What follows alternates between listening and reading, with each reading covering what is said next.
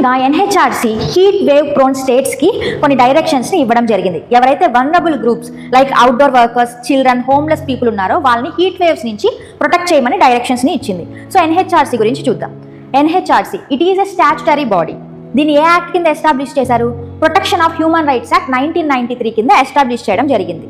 దీని యొక్క main aim ఏంటంటే హ్యూమన్ రైట్స్ని ప్రొటెక్ట్ చేయడం.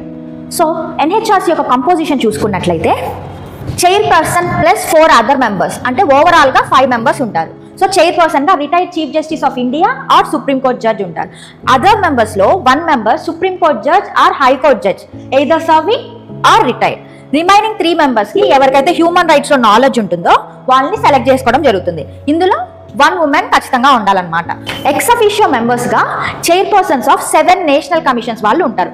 Like national commission for women, ఎస్సీస్, STs, minorities, disabilities, child rights and BCs. ఈ 7 నేషనల్ కమిషన్స్ యొక్క చైర్పర్సన్స్ ఎక్స్ అఫీషియో మెంబర్స్గా ఉంటారు. నెక్స్ట్ ఎన్హెచ్ఆర్సీ మెంబర్స్ని ఎవరు అపాయింట్ చేస్తారు?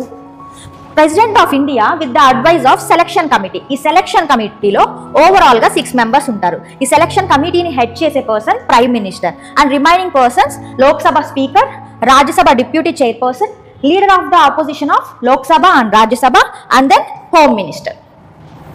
సో టెన్యూర్ చూసుకున్నట్లయితే 3 years or until 70 years of age which ever is earlier. Reappointment ఉంటుందా అంటే ఉంటుంది.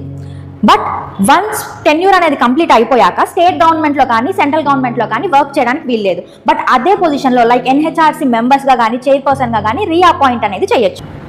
సో ఈ టాపిక్ మీద పీవైక్యూ ఏముందో చూద్దాం. National human rights commission has first option it consists of 10 members. Wrong.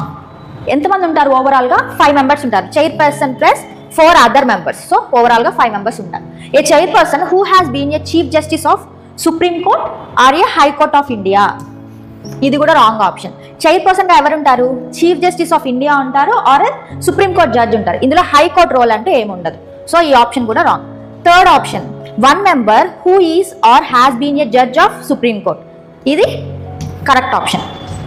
Next 3 members to be appointed from amongst persons having knowledge of or practical experience in matters relating human rights. మనం అనుకున్నాం కదా 3 members ఎవరైతే human రైట్స్లో knowledge ఉంటుందో వాళ్ళని select చేసుకుంటారు.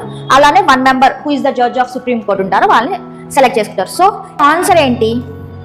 3 and 4 ఇది correct.